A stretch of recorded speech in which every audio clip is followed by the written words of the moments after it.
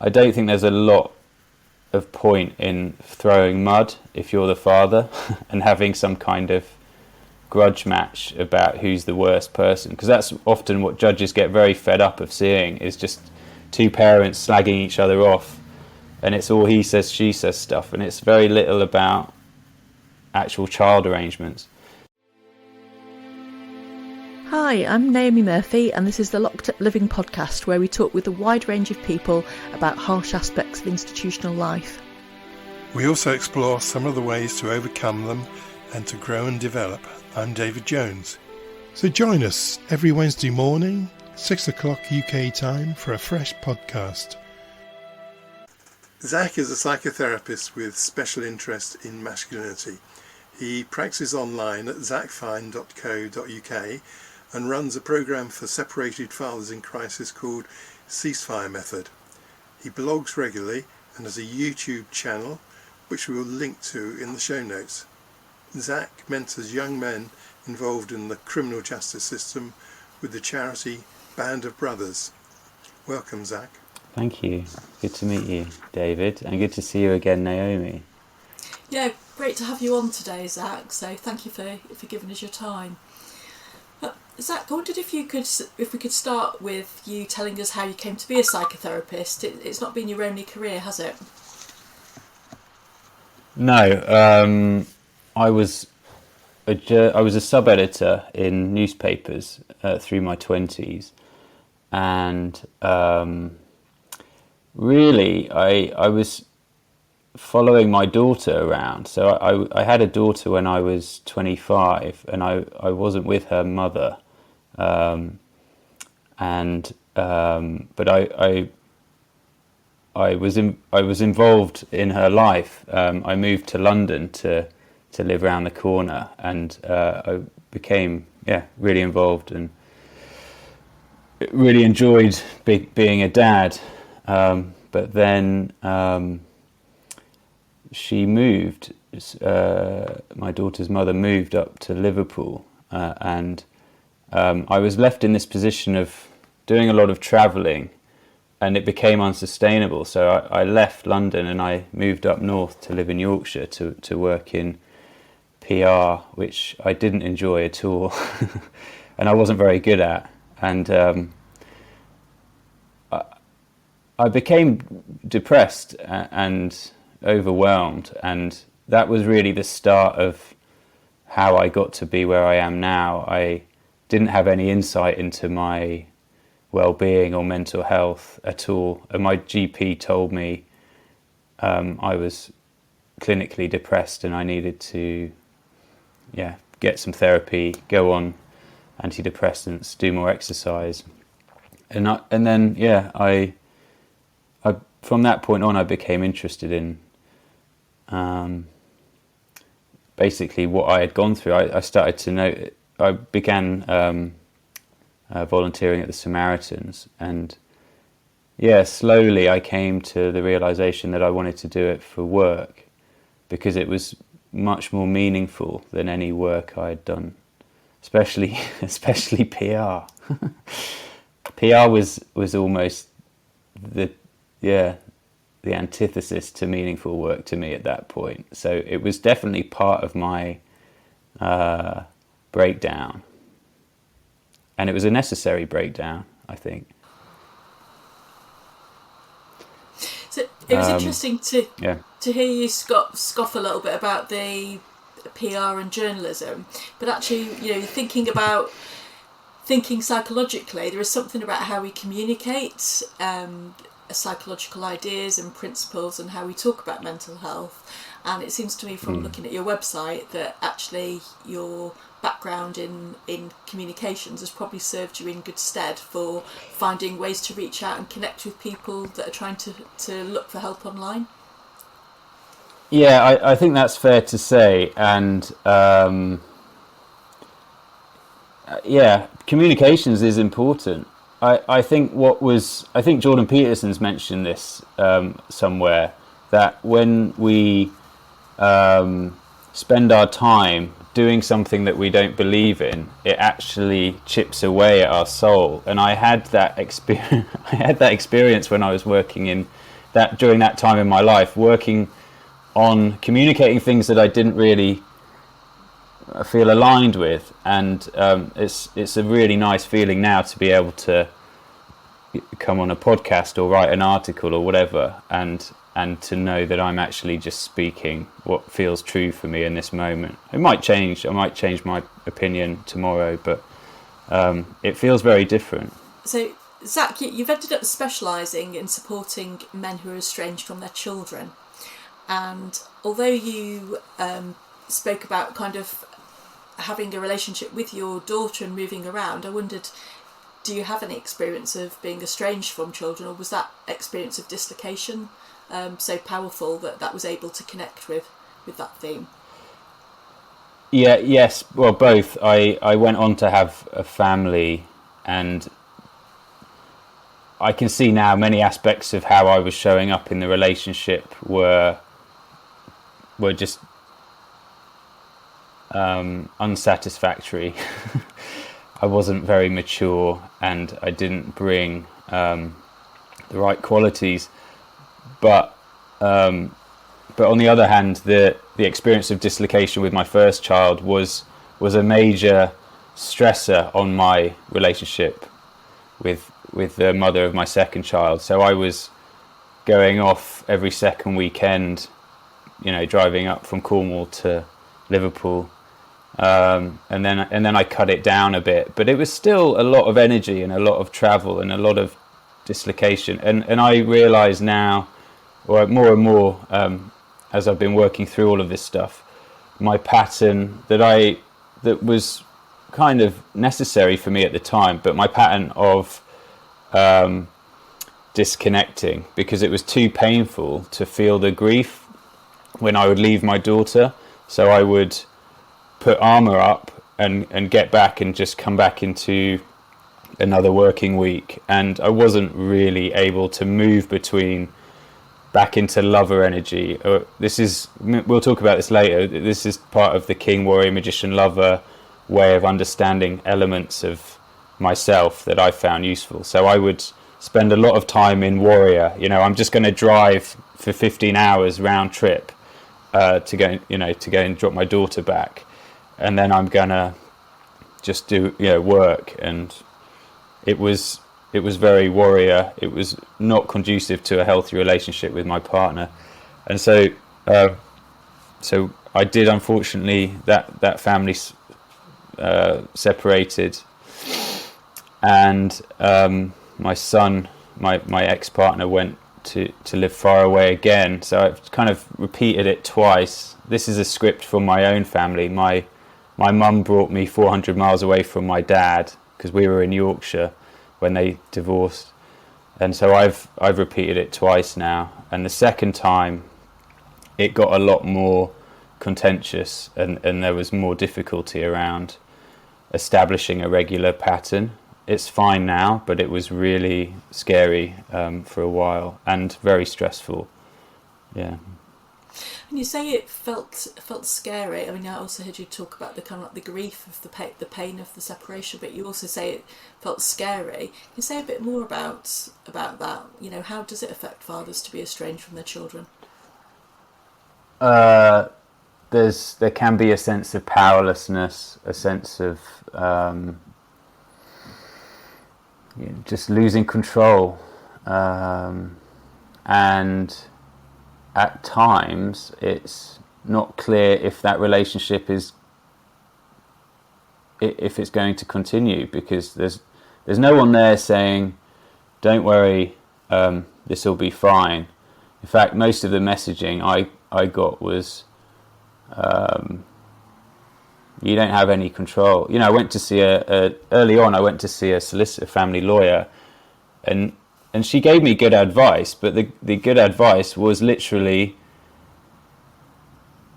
you're in trouble. You don't have any rights, and you're best off just trying to, don't kick up too much of a stink, because if you end up going to family court, you probably won't get a fair outcome. And I mean, that's the consistent message everywhere. So it's really scary, because I suddenly, many men, not just me, but men that I've worked with, suddenly realise that it's an extraordinary thing to realise, but you don't have any protection in law to have a relationship with your own child. Someone can prevent you from seeing your own child, and if you react, you might be seen as dangerous, abusive. You might be told that you're it's harassing if you keep sending too many messages, or you can't. It's a little bit like going through a portal into another world which brings with it all sorts of other traumatic experiences, because it's very difficult for other people to relate to what you're saying if they don't have experience of it. So that's actually been a really important discovery for me, is, as you both will know, the power of group therapy when people have shared experiences of the same type of experience. I've seen that really support men in this situation. Yeah, it must be really awful, because I remember, earlier on in life, thinking when fathers were estranged from their child, making assumptions that there was some backstory to that would explain it away. But it's only been later on in life when I've met people who I know were really committed, loving fathers, and found themselves in similar situations, that you see how loaded the situation is, and how it isn't a fair situation quite often. Yeah. It's very easy to... Oh, sorry, go on. Go. No, go on. I think I think it's easy to make assumptions, because I think I probably did this as well. This idea of deadbeat dads who just can't be bothered. But I'm coming more to this realization that it takes a lot to give up on your child, and sometimes it is the right move if the other party is just behaving in a way that is ultimately going to harm your child if you carry on trying to push it. I've seen some dads come to that realization, and it's an incredibly self-sacrificing one. I'm not sure. I kind of admire it, but I don't think any parent comes to that decision lightly, unless they are heavily numbing out. So they might be just blocking it all out somehow, maybe with drugs and alcohol, or maybe just with a kind of splitting, because it's so painful. It's this. I think this is one of the most extraordinary, one of the most painful things a human being or a mammal can go through. I mean, it's well documented. Is the pain of ruptured attachment with your own child, and there's no closure. So there's no way of actually really grieving it, because there's a sense of someone else is doing this to me. My child is otherwise alive and well, but there are these forces, including maybe my ex-partner, acting in a malevolent way. So there's a bit of malevolence in there, maybe from the point of view of the estranged parent, and there's this sense of the harder I try, maybe the worse it gets, because there's always more allegations, or there's always more stories about why the parent isn't allowed to see their child. So I don't know where to put that. I just know it's an extremely corrosive, difficult thing to metabolize, and I'm still often really struggle with how to sort of theorize all of this stuff, really. Yeah, I think as you were talking about, that being one of the most painful things that a mammal can experience, and I was thinking, actually, if we think about women, I think people find it very easy to identify how painful that is to have the separation between a mother and their child. and wondering why is it, that we have this problem in showing the same kind of empathy for fathers, and wondered whether it conflicts with societal expectations of fathers. There's loads in this. I really like Martin Seeger and John Barry's model of the gamma bias. Are you familiar with gamma bias theory? So it's this Our listeners idea might that not be though. Yeah.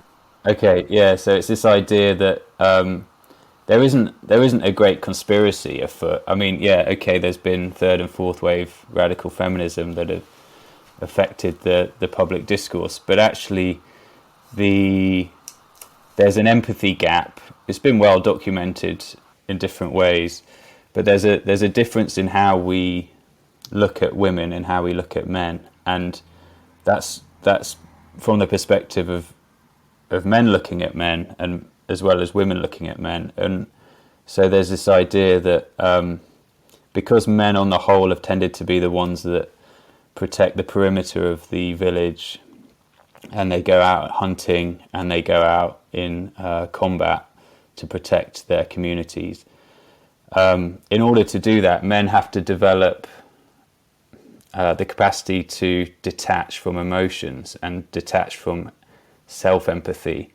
And so we then start to, that over time, that becomes just a kind of a feeling, a normal feeling.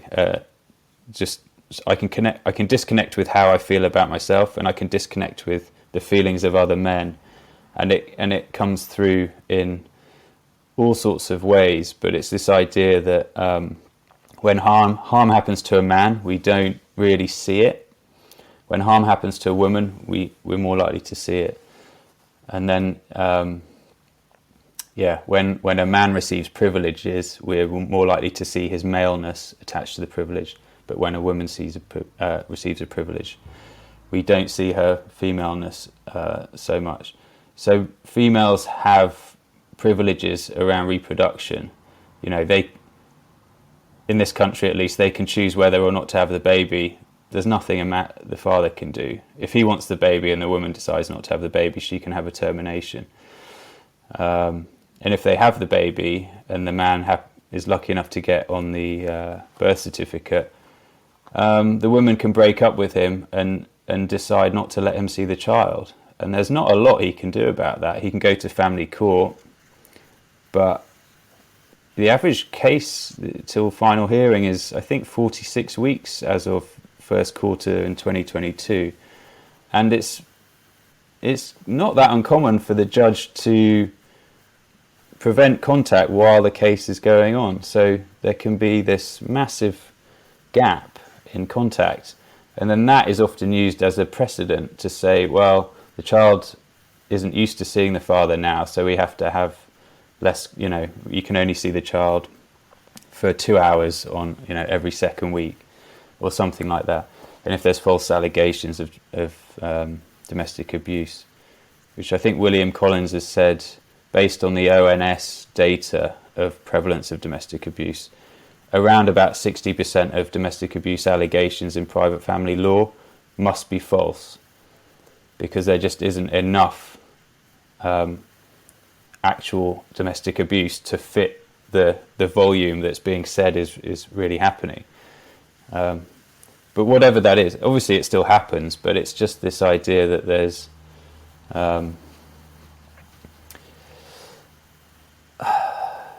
it comes back. I do think it comes back to gamma bias often. It's just a lot easier to overlook the suffering of fathers than it is to mothers. And it's not supposed to be about fathers. This is supposed to be about the welfare of children, which is another huge topic that I think our family court system as it is just hasn't got any attachment theory built into it. So I don't think the people administering the system, the judges and the Kafkas caseworkers, actually realise that when you stop a child seeing a primary carer, you are actually commissioning actual harm to the child that might have lifelong effects if it isn't addressed. It's repairable, but it will affect them developmentally. If they're young, you're ordering developmental trauma to happen. And then if it's not handled well on the other side of that, which it's going to be difficult considering the father's basically just been put in that situation. So he might have lost his job because he's focusing on the court case. He might have gone into debt. Many of these guys spend 70,000, 100,000. They get rinsed by family lawyers and barristers. And I think I could say a lot about their practices, but this is part of the systemic problem of an adversarial system. It doesn't treat this as a family issue. It treats it as a dispute. So it's always looking for who's right and who's wrong, rather than, okay, there's a family system in pain, and how do we look after the children here? The children really do come last, in as far as I can see. I think human relationships are extremely complex, aren't they? And court systems often seemingly able to deal in headlines, and of course headlines become weaponized by various sides.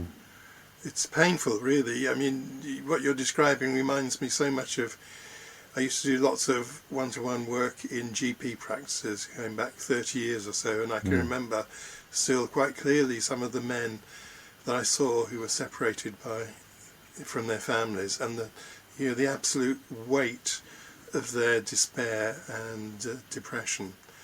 It was painful, so painful I can remember it still.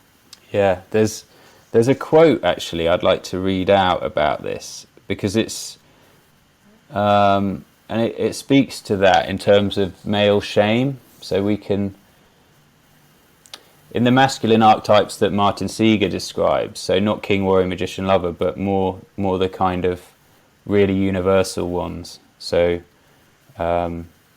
mastery of emotion, fighting and winning, so competing and winning, and providing and protecting. So these are showing up in fathers more or less, to more or less degree.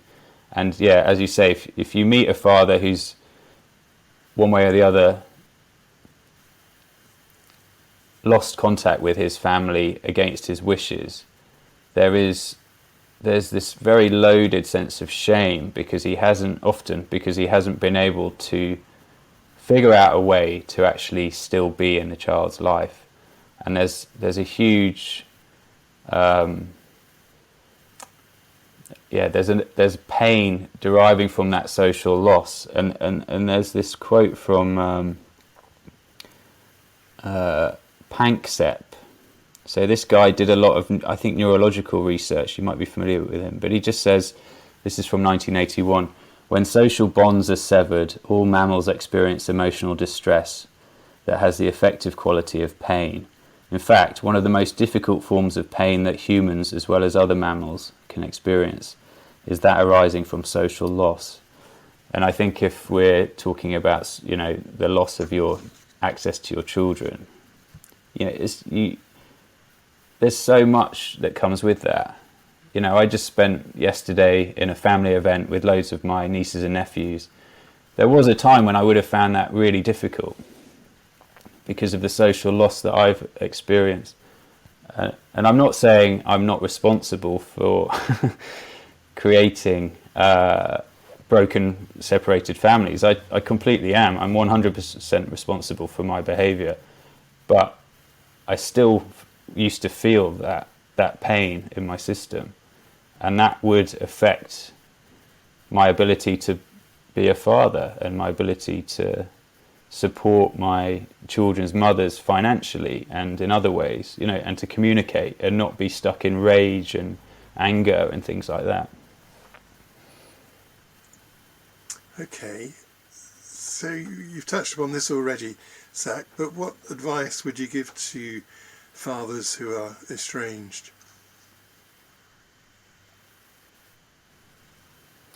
I suppose it depends, first of all, on what's going on specifically? So what's the context of it? Is it, have you, how long has it been since you saw your child? How old is your child? And what's the relationship like with the child's mother, between you and the child's mother? So if,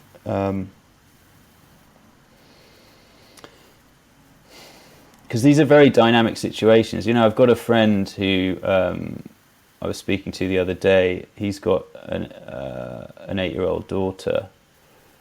He's got a couple of kids with a new partner, and he's got an 8-year-old daughter who lives with her mum quite far away, like 3 hours drive away, and that relationship with his daughter has been more or less okay. She's visited him, she's enjoyed that,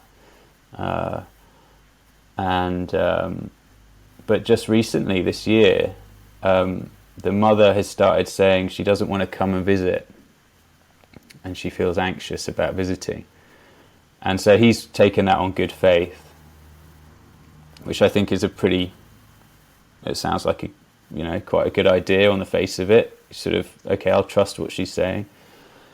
But it's starting to get to the point where we're not sure. He's not sure. What's this actually about? And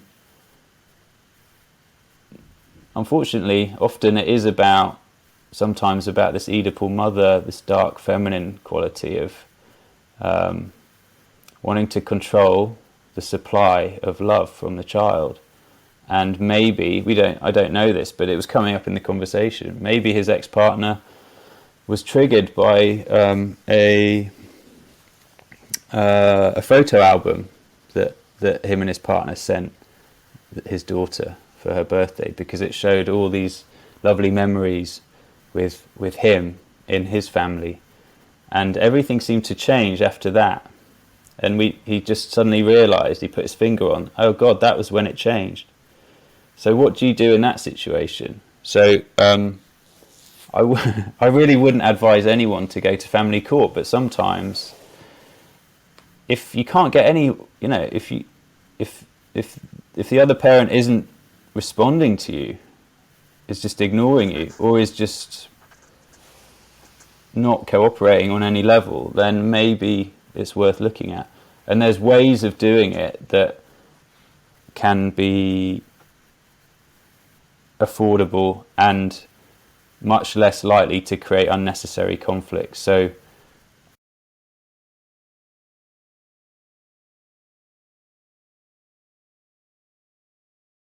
I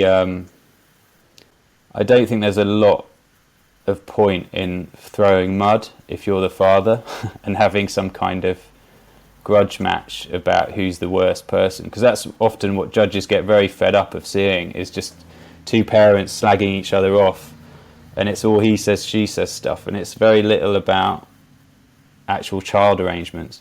So if you can just turn up, ideally represent yourself, get a Mackenzie friend if you need more support. And a Mackenzie friend is someone who isn't professionally qualified as a lawyer, but they know their way around the system, and often they'll have a kind of advocacy approach because they may have experienced it. Many of these guys are also separated fathers who then become Mackenzie friends because they've learned how to do it.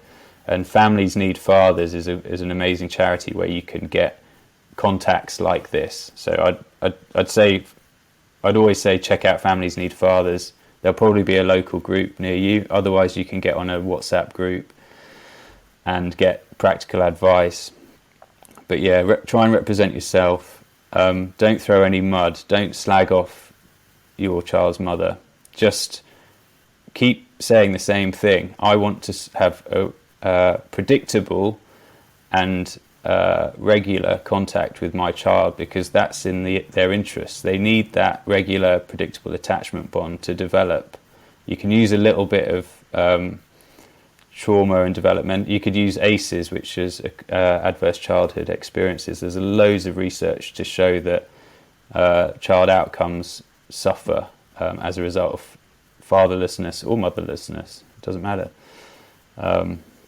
So yeah, do that. Talk to Families Need Fathers, And if you can, get yourself to a men's group. So there's all sorts of different men's groups around, depending on where you live. There's a Band of Brothers, which is all over England. There's Mankind Project. They do online men's circles free of charge. Check them out. They're really good. And then there's other groups, just local groups. But a place for you to be able to share how you're feeling with other men would be good. And you can, if you can afford it, get some one-to-one therapy or coaching. Because my experience is, from seeing many other men and from my own experience, it's easy to stay embittered and very negative, and you can kind of go to this almost Cain energy of hating, resenting life, resenting God, resenting the universe, and actually feeling aggravated when you see people, happy families. You don't want to go to that place. You could spend your whole life in that, and what you really need is to grieve the loss of the family unit and maybe the loss of contact. Even if you still see your child, it can still be a massive loss. You know, even now, when I come back from seeing my son, I usually have a couple of days of really wobbly. I can allow myself to feel it now, but doesn't mean it's easy. But it's a wrench. It's difficult. Yeah. Well, there's loads of really good points you've made there. I think I'll try and extract them into bullet points for the show notes later on. And can you just remind me what Band of Brothers does? We've mentioned it twice so far. Yeah, it's a great charity. It's all over England. I think there's 13 communities, and we work with young men involved in the criminal justice system. So they might be coming out of jail or at risk of going into jail, from the ages of 18 to 25. And so these are young men who are lost, and also they might not have criminal justice issues. They might have just had addiction issues or suffered in some way, been homeless maybe, and they're desperately in need of male mentoring. They need older men to model how to put your life together, how to take personal responsibility, how to understand the different elements of your psyche as a man, and move towards more order and stability in your life. So one of the ways we do that is through a rites of passage structure, so a weekend doing that, and then they go into an ongoing mentoring relationship with another older man, and then once they're through all of that, they're considered to be initiated, and they can join our circle as initiated older men, and if they want, they can train to become mentors themselves, and they can train to become facilitators in the work. And many of those younger men kind of drift away and then come back later, but there's older men like me who get a lot from the process as well. So I feel very nourished by my weekly circle with a Band of Brothers, and I mentor men, but I get a lot from it as well. It's this sense of having a circle to share in a structured way that I see so beneficial, and to realise what many men are going through is really tough. Men from all backgrounds. I think there's a wider question here around masculinity, what's our relationship culturally with masculinity? Well, I think there's a problem with that. There's been a question mark around that since the late in the last century. There's an identity crisis among men, and it needs addressing. And I think a Band of Brothers is doing a fantastic job at doing that. I can't go into the exact ways that they do it because it's held in secret, so to make the process more powerful for new men. But it's great. I love it. Yeah. That's great, and in fact we've got a conversation lined up with James Wong of Band of Brothers in a few weeks' time. So we'll have a whole episode devoted to that. Brilliant. Yeah, he's great. So, yeah. But you also run a program called the Ceasefire Method. So can you tell us a bit about that and why it's useful? So I came up with it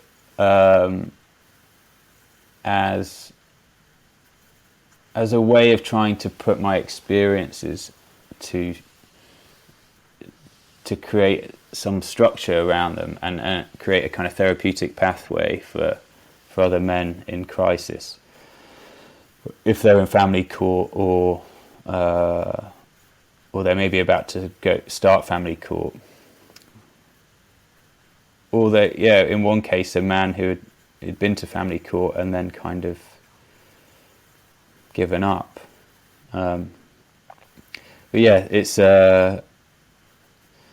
Sorry, what did you ask me? Do you want me to explain how the ceasefire method is, what's involved in it? A little bit, yeah. Yeah. So it's a 3-month group therapy structure online, so it's all on Zoom, and I see the men once a week in the group for a couple of hours, and I kind of take them through this.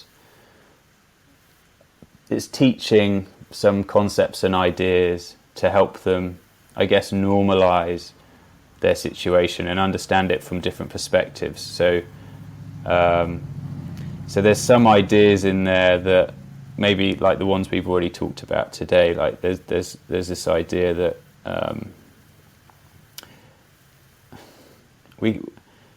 we're kind of living in a matriarchal society, a matrifocal society. I know we hear a lot that we're living in a patriarchy, but I think the reality is otherwise. And there's been a war on the father archetype for a while, maybe 40 or 50 years. And it's considered kind of normal for children to grow up without their dads around. There's elements like that kind of theme that I start to go through to give the men a sense of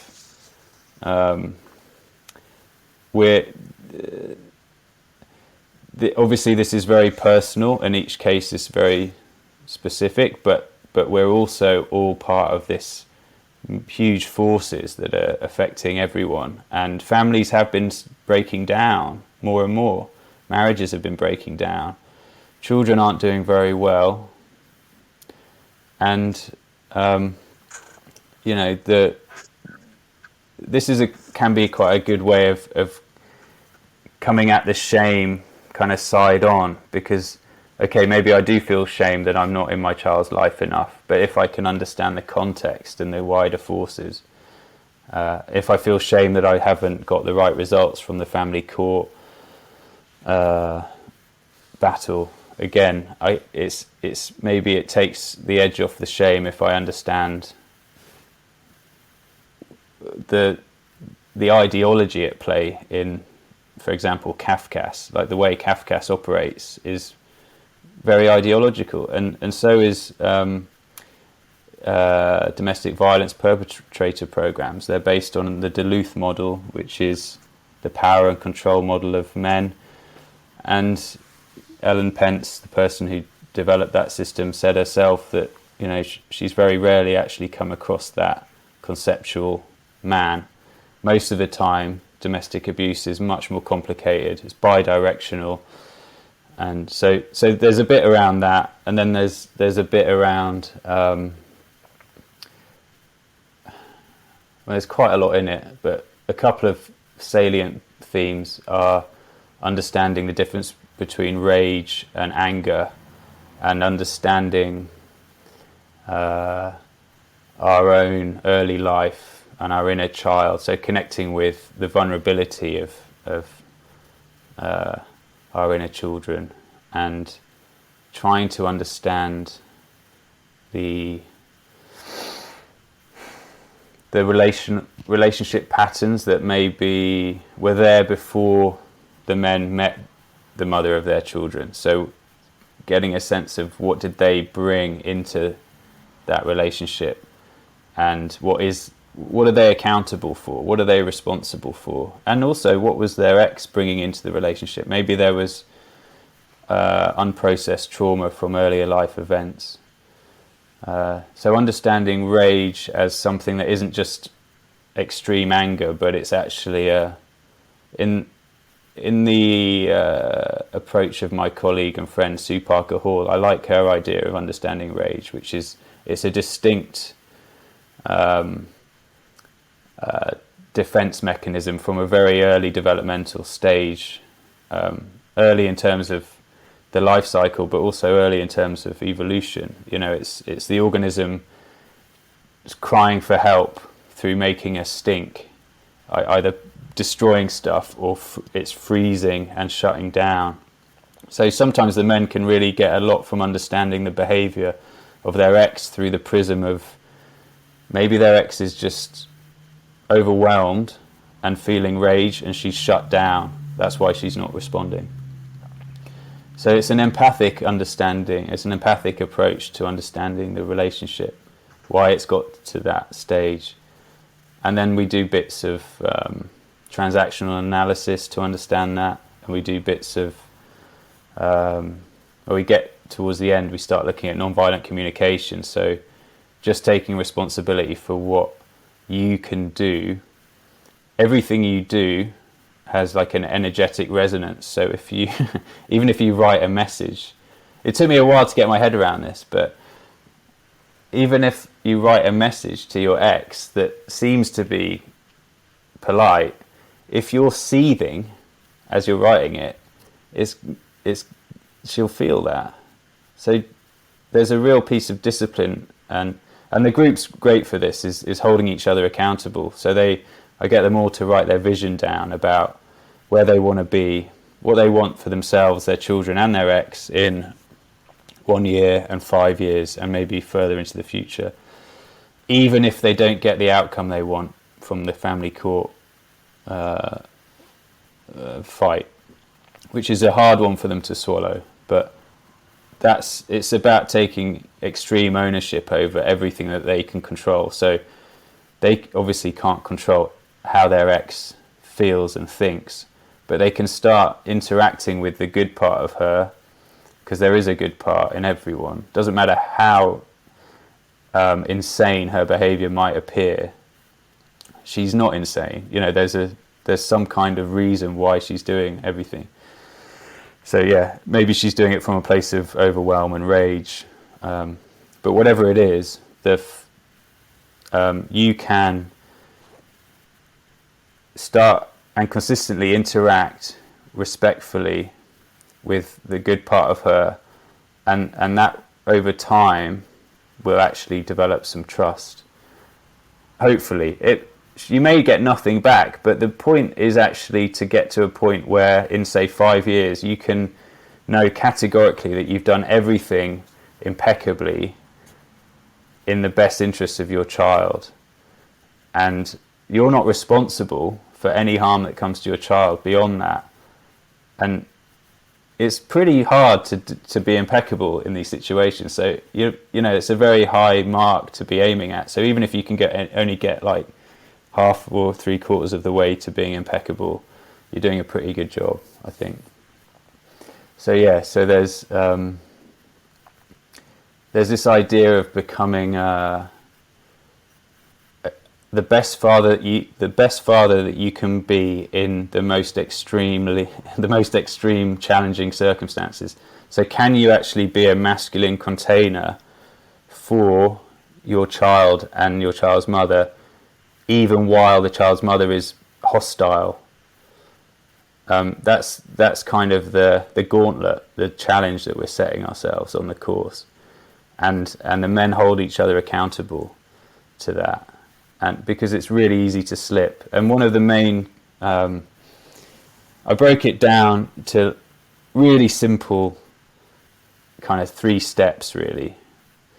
So step 1 is, if you're in any kind of conflict, whatever it is, just disengage for right now and come out of it. And then the second step is to do with polyvagal theory. So it's about finding safety, embodied safety yourself. So before you do anything else, before you make any more decisions, you have to practice giving yourself safety cues. So that could be jumping in the sea for me, or going surfing, or going walking. Definitely getting a handle on your sleep pattern. Maybe having hot baths with mineral salts and a candle.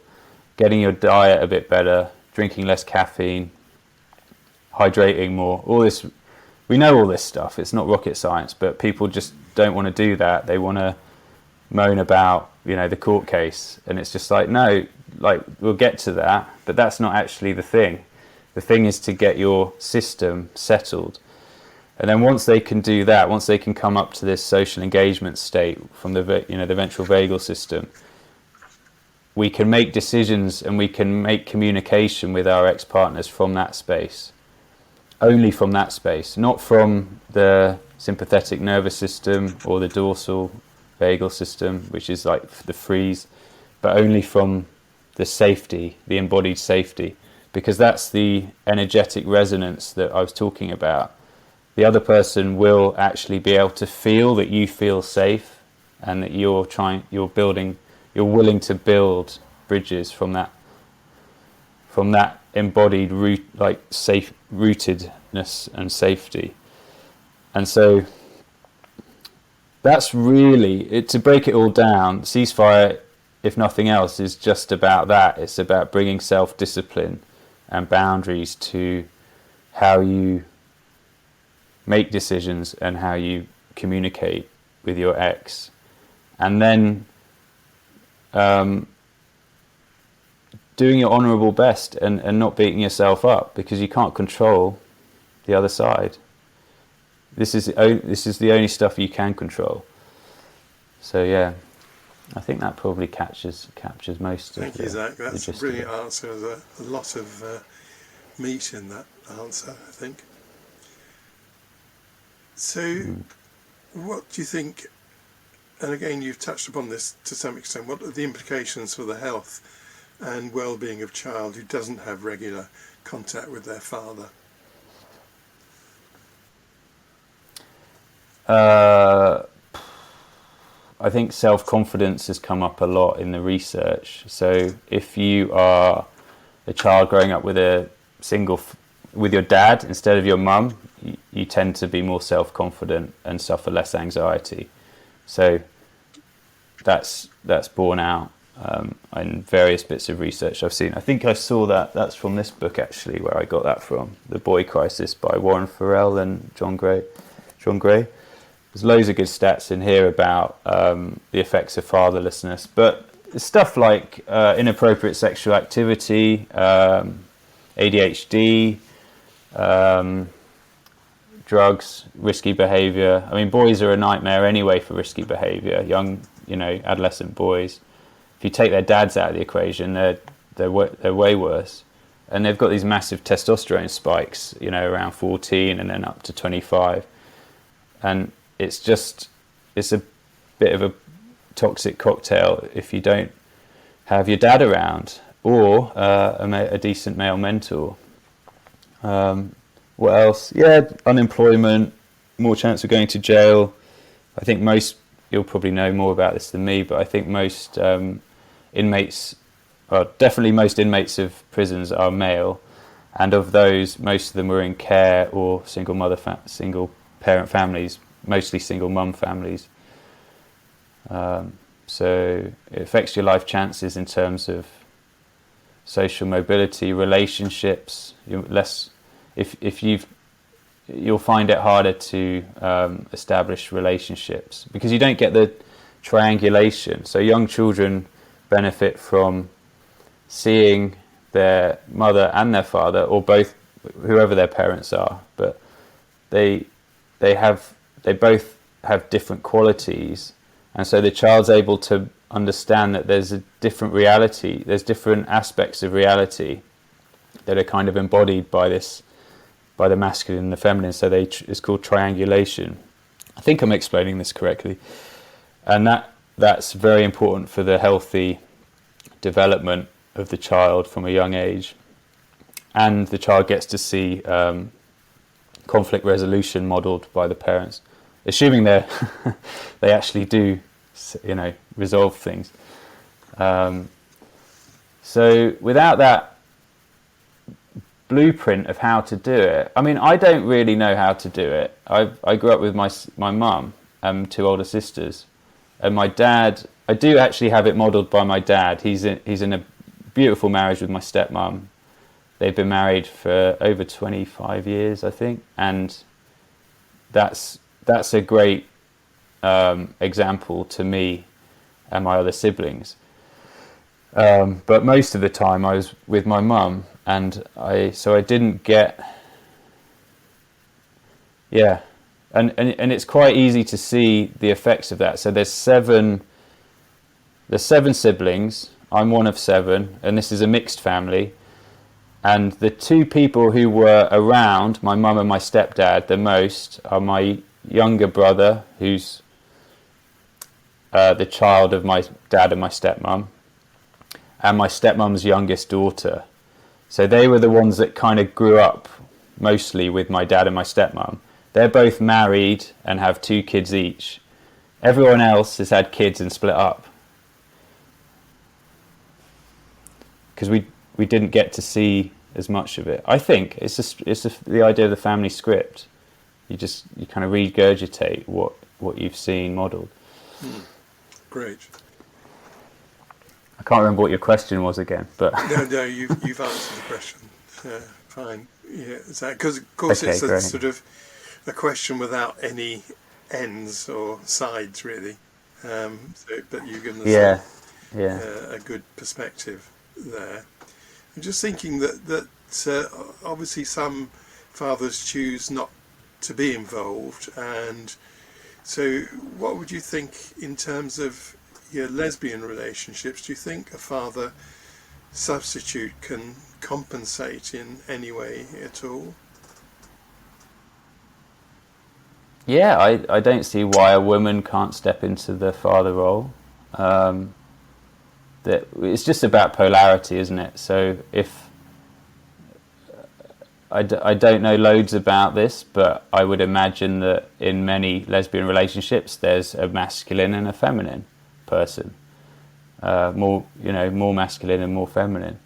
So why can't that person then gravitate to the classic father roles, which is basically boundary enforcement, discipline, tough love, risk taking, so pushing your child to take risks and adventure, which often isn't really understood or condoned by the mother. It's rough housing, so like rough play, wrestling. The boys especially need that because they need to be able to down-regulate their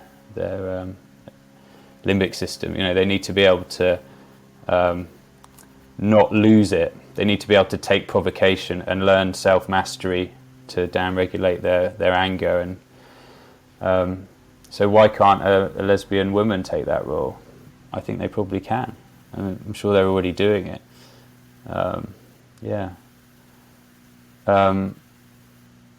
Is it right for a child to grow up?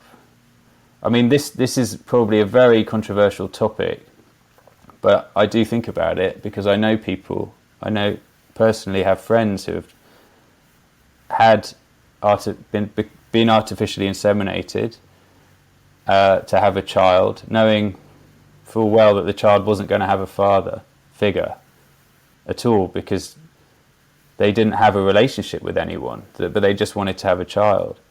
So I'm not sure how I feel about that. I must admit, I find that quite challenging. but I can also empathise with these women who I like. They're my friends, and I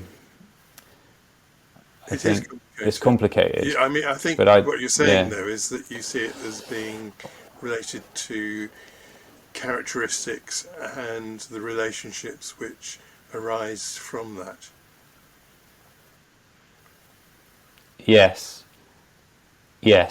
and actually, I just think it's so hard being a single parent. It's hard enough being a single parent when there's another parent involved regularly, like I am. But if you're a single parent and there isn't even any other parent from day one, you're starting with a huge handicap, and the child is starting with a massive handicap. So it's not great, I don't think. It doesn't mean it's not. There's always ways around this. If you've got a supportive wider family and friendship network, then okay. But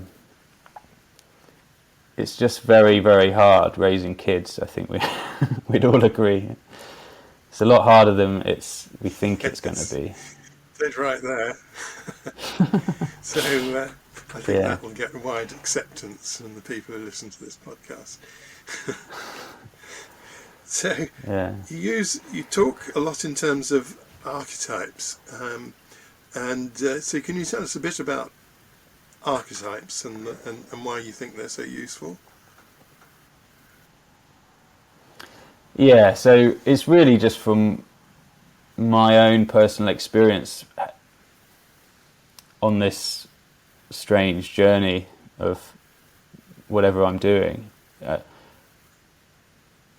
This idea of masculine archetypes and the king, warrior, magician, lover archetypes just resonated so much with me, and it felt like the first time since I was an adolescent I'd been longing for this kind of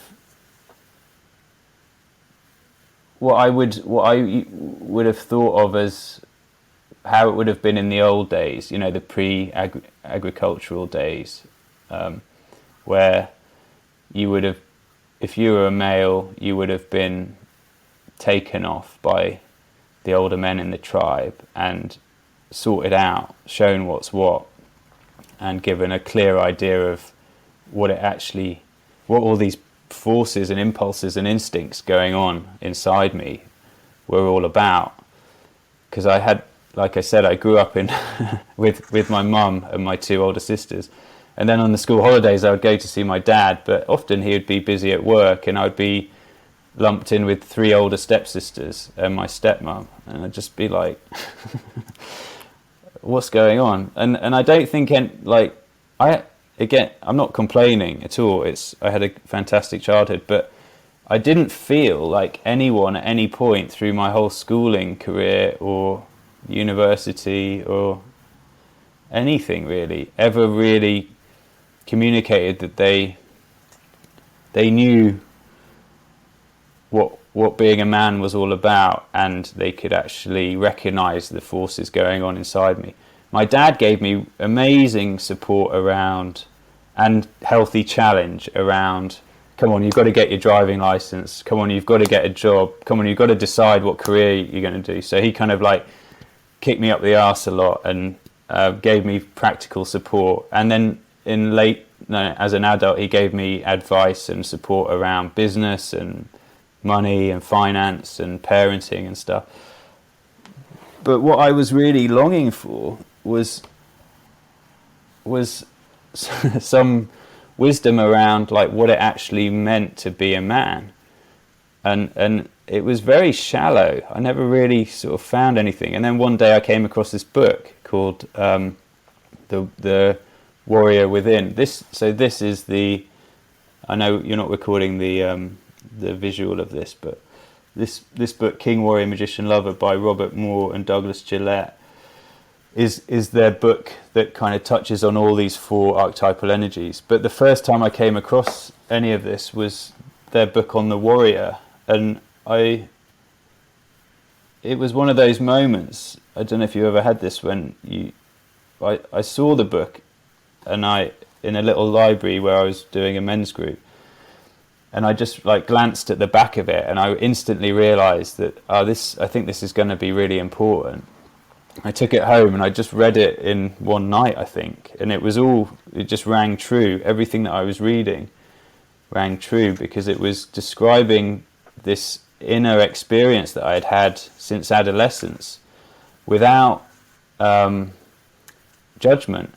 And I think what I had been accruing since adolescence was a sense of resentment that it felt like no one really understood what it felt like to have loads of testosterone and just like no way of there was kind of no guidance on how to channel it. It felt like I just felt very out of control and not very clear on what these forces were.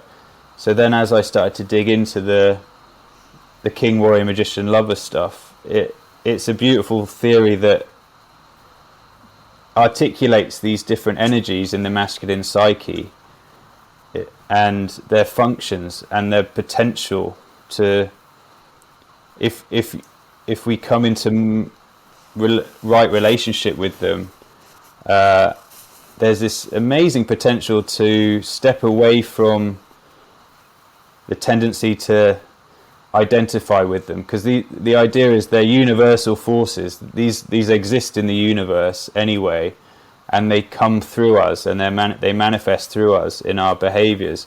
But if we can't understand and channel them, then they can become malignant. So and I instantly realized that, oh shit, that's what's been happening for me a lot in my life. And so I was instantly fascinated with it, and then I've just got more involved in a practical sense with it. So I did a training with a guy, a Norwegian guy called Eivind Skellum, he's been studying this stuff at a very deep level, and he created a 3-month initiation program for men, which was a really deep dive into it, which was very challenging, but really, really, really good. And I've found that it resonates with many of my clients as well, because they're very powerful energies. So I don't know if you want me to go into it a little bit and explain the top line on each one, or that would be great. How it if you can do that briefly. Okay. Yeah, sure. So I'll start with the warrior and the lover. So many men, including me and many other men that I know, get kind of stuck in warrior energy, and this is a sort of narrow bandwidth of not really. It's like kind of grey. You're not really aware of how you feel. You're just getting stuff done. So you're kind of grinding through your work. Maybe you've got a family, you've got financial responsibilities and you just keep pumping and doing that stuff, and you may become very detached and just not really sure how you feel, but it doesn't seem relevant because you just need to carry on doing what you're responsible for doing. So it's difficult. It's not a very good one if you're in a relationship and you're stuck in your warrior. But nevertheless, the warrior in his healthy warrior, a man is he's able to get stuff done. He's able to say no. So he's good with boundaries, and he's able to bring structure and discipline and hold himself accountable. If he's got too much warrior energy, a man or anyone, doesn't have to be a man, but we could become sadistic, cruel, just nasty. Maybe a bully, throwing our weight around and just causing harm because we can. And then if we're deficient in warrior energy, we can become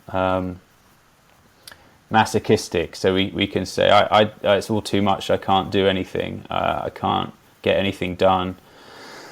We become masochistic. And then, so let's say the warrior's over here, and there's an axis, there's a line. The lover is on the other end of that axis, this is the polarity of warrior and lover. So what lover energy is kind of where we begin in life. The child who doesn't have any introjected values. It just cries when it's hungry and cold. It hasn't adapted itself to the ways of the world yet. So it's just about feeling. And as we get older, this becomes about food, music, dance, sensuality, sex, colour, art, everything that's about pleasure and being indulgent and in the present moment. And some men can find it hard to access this place and need to do some work around it. And the idea is, as we do more and more work on understanding all of this, we can move between warrior and lover, from moment to moment, whenever we need to. So we've just become more flexible and responsive. The gateway emotion to lover energy is grief. So the extent to which we can feel sadness is the extent to which we can inhabit our lover. And the gateway emotion to warrior is anger. And again, anger is a very life force energy. So we really need anger and we really need grief. And then we go to the king and the magician. And if you can think of, so warrior and lover are on a horizontal axis, and king and lover are on a vertical axis. And the idea is the king's on the top of the pyramid and is kind of the culmination of the integration of the warrior and lover energies getting closer and closer together. And the magician is down in the darkness, and the magician is there. If you think about a kind of medieval court, the king needs to consult his magician. He always had, I think even up to quite recent times, the monarch actually had a magician. I don't know if they still do. They might do unofficially. But the idea is the magician goes down into the underworld, into the dark, to bring back knowledge, to counsel the king with. And the gateway emotion for the magician is fear, because he has to confront fear in order to be able to move into the underworld and discover new knowledge. And this is the cleverest part of us. So this is a very, very disembodied intellectual mind energy, and if we have too much of it, we can become paranoid and overthinking, and we can see the gateway emotion being fear. It's kind of it's about strategizing and sensing danger. And so an overinflated magician will over-egg it and tell the king, or actually probably push the king off his throne and try and take the throne himself, and stop the man taking any risks, because he's looking out constantly for risk. And within the magician, there's two elements. There's the safety officer who's just looking for risk all the time and maybe seeing it everywhere. And there's the predator, which is a very old, dark energy, which is primeval, doesn't care about the moral code in the culture, and basically will do anything to survive. So he will take people down, and he will flip and turn inwards and self-predate on the person as well through the inner critic, just ruthless self-criticism, doesn't want you to risk failing or looking stupid. So he'll hack you down before you have a chance to do that, and he'll attack others. And he's an incredibly useful ally to repurpose and bring on side because of his really very powerful killer instincts.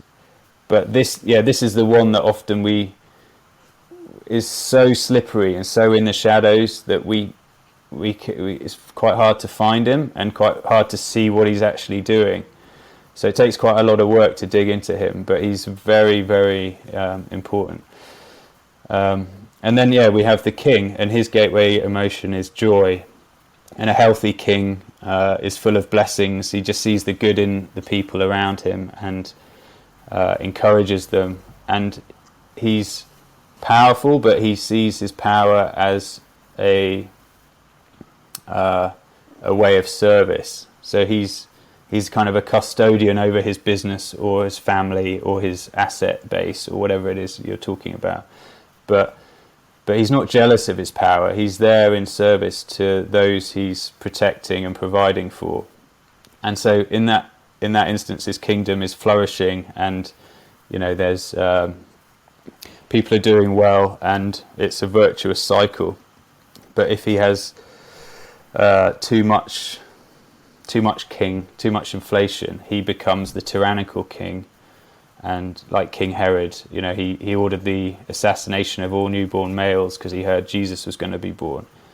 He's paranoid. He's vicious. And too little king is the abdicator who just gets scared of the responsibility when events call for him to step up, and he just kind of rationalizes why he can't do it to himself and slinks off. So the king is really, it's like the extent to which we can access our king is the extent to which we can make contact with the other energies and integrate them in service. So the king's the one that has the vision and can see the big picture and can point everything towards where he wants to go. And he's not going to get bullied by the magician. And he's going to keep his warrior in check and give the warrior clear instructions. And he can still access his grief, so he's not getting stuck in detached warrior. Yeah, I think that's Great. it. You've summed that up very nicely. Sorry, Naomi, what were you going to say?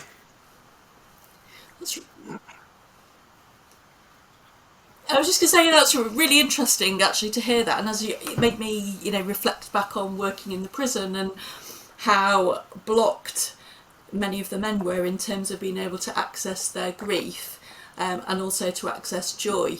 Made me want to read more about it. So thank you. It's a really helpful explanation. And one of the things I think that's nice about having podcast conversations with people who come from very different backgrounds and bring very different knowledge that serves as a pathway to more learning and more curiosity. So thank you for that. Great. Can I just say that I've nearly finished writing an article about King Warrior Magician Lover. So when it's done, I'll publish it and send it over. Maybe you can put it in the bottom of the chat as a link, just so there's reference material if people want to know more. That'd be brilliant. Thank you. And by the time we record a few weeks prior to publishing, so that probably does give you a chance to finish that before we publish anyway. Great. Yeah, I've really enjoyed speaking with you, Zac, because I think one of the things that comes across is you're very open and candid, reflect a lot on your responsibility, which to me seems to be, exemplifying being a good role model around how to do masculinity. But I wondered, what have you learned about yourself on your journey from estranged fatherhood to where you are now? What have been the growth points for you? It's been uncomfortable, but I'd say seeing the ways that I've been sometimes in sadistic warrior, and sometimes I've been in a paranoid magician, and sometimes I've been in tyrannical king and shut down lover. Really coming more and more. This is a gradual process and it takes ongoing work, but coming more and more into contact with the ways in which my behaviour has impacted other people and hurt other people, and how I haven't been able to, I haven't known how to be a mature man. So that's an ongoing piece of work, and I think this happens a lot maybe with therapists. You know, we tend to gravitate towards our own wounds and use that as the material to work with other people. So I'm just doing that, and I'm it's very humbling, because I can sometimes feel like I'm getting making headway, and then a whole new piece of self-awareness will drop in about how I've been in the past and how I am now, and it's challenging. But I think that is the nature of this work. It's just stripping the ego back. I think I had a really big ego, and probably still do, but I'm gradually tearing strips off it. And you know, I need my ego. We need an ego to be able to process life and move through life. So it's, how do I explain it? I think for me it's a process of becoming more and more accepting about myself and my limitations and maybe my potential, because it's scary realizing our potential sometimes. It's actually maybe one of the most terrifying things, is realizing how powerful we could be. So it's a real honor to be able to go on this journey, and for it to actually be apparently beneficial for other people at the same time. You know, it's magical how this has ended up happening. I'm not really sure how, but I'm enjoying it. Yeah. It's really nice to hear that, and it's been great for us to benefit from the insights and wisdom that you've picked up. I think you've shared some really useful information for people during the course of this conversation. But, you know, a final question is always about, you know, with many of the people that we interview, including yourself, Zac, people are working with others who are experiencing significant levels of distress. How do you protect your own emotional well-being and keep yourself healthy and nourished? Good question. I've got different practices. So I journal. I noticed this weekend, for example, I had 3 pints on Friday night, and then it was my cousin's birthday on Saturday, so I went out. Didn't really feel like going out, but it was good to do. But I had 6 pints on Saturday, and so I really felt it yesterday, and then I still felt it a bit this morning. And it's just that awareness of, it's not that I get everything right, but these days I reflect on my energy levels and my quality of sleep, and if I'm feeling anxious, I'll make some kind of level of inquiry around it and maybe journal or just reflect on it. And not so long ago, like a few years ago, I would have just not brought space to that process. So that's self-reflection and self-inquiry is a big one. And then I have quite a lot of freedom over my own time, because I'm just working privately, so I can make sure I'm outside walking or doing something outside every day in the daylight, which I find really beneficial. To have daylight, to have sunshine or just daylight is really big. And sleep. So I need to get 7 or 8 hours sleep. I need exercise, and I need, like I said earlier in this conversation, I need safety cues. So maybe having baths with mineral salts. I don't like bright lights. These are like little things that I've just realised gradually over the years that how sensitive I am. And I think I used to just block it all out and not feel very good most of the time. And I just thought that was kind of I thought that was normal, but it doesn't have to be normal. I think there's a lot of people who haven't realised that you can actually feel quite good with a little bit of tweaking. Yeah, maybe not drinking so much caffeine and booze, and maybe not, I don't know.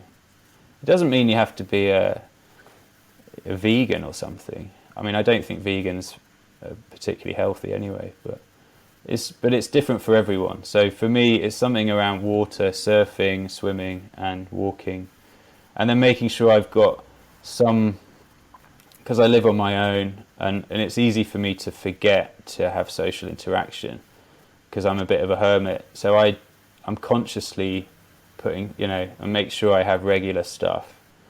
And so there's all these different bits of well-being, social, body stuff, intellectual stuff, emotional stuff. Oh yeah, and I also have a clinical supervisor, which I really love speaking to him. It's so reassuring, and I have to do that as part of my job, but I really enjoy it. And then the other bit is there's usually something going on for me in terms of new training or new experiences. So I just got back a few weeks ago from walking a pilgrim route in England called the Mary and Michael Pilgrim Way, which was a really powerful experience. Just walking that on my own and wild camping. That was extremely nourishing. And earlier this year I did a darkness retreat for a week. So it was a week spent in pitch black darkness, meditating and doing breath work and things like that, which was a deep, big experience. And there's usually some training going on. So at the moment I'm looking at maybe doing a big piece of formal training in there's 2 options, but there are 2 different types of psychotherapy. But I just feel like it's time for me to develop a bit more and find out more about different ways of working. Thank you very much, Zac. Lots of really nice insights there. Thanks so much for the conversation. My pleasure. Really enjoyed it. Great meeting with you, Zac, and great talking with you. Thanks a lot. Thanks, David.